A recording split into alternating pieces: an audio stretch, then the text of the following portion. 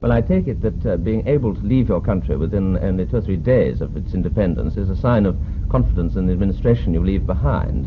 Well, everything is, I think I would say, though people say nothing is perfect, but I think everything is perfect at home. We haven't got any trouble whatsoever. Well, the same, unfortunately, can hardly be said for the United Nations. Do you hope to be speaking to the General Assembly yourself? I hope to, yes. I don't know whether you noticed a remark made by Mr. Nehru the other day, that when a neutral country joins a neutral bloc, it ceases to be neutral. Exactly. I entirely agree with him. I told reporters in Lagos the same thing yesterday evening. They said, well, what about the neutralist group? I said, well, they are committed.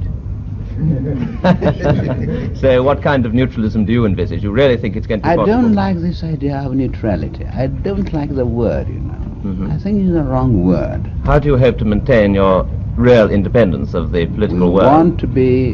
We want to pursue an independent view.